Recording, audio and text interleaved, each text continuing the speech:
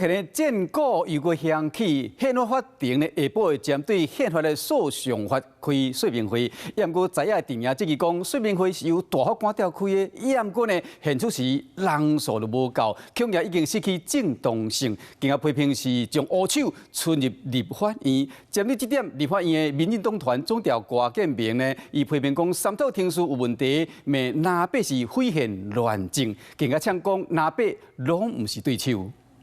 他们根本不是对手，他们怎么是对手呢？上阵在野阵营前一天搁伫咧空中呛声，因为宪法法庭今仔日下晡要针对宪法诉讼法召开说明会，由地层申请释宪的民进党团总调郭建明做代表，搁有民进党团总调黄国昌、国民党立委吴宗宪、王晓玲等做法庭攻防。不过这说明会若是史上头一届，那被骂讲大法官已经是做到伤超过。由柯建明为首的这一些立法委员。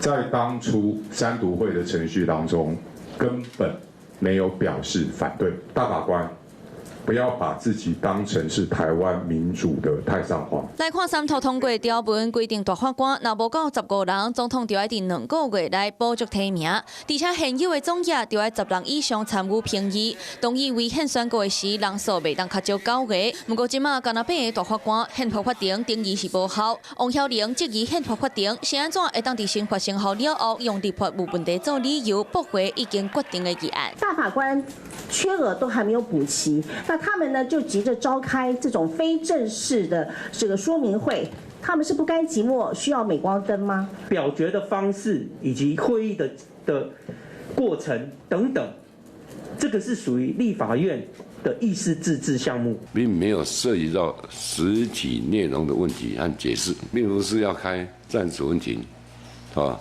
他只是要了解这程序问题而已，所以叫做说明会。 这史上第一招。强调要设立实体审查，想要替争议消毒。宪法法庭前双方讨检光，战线高球长。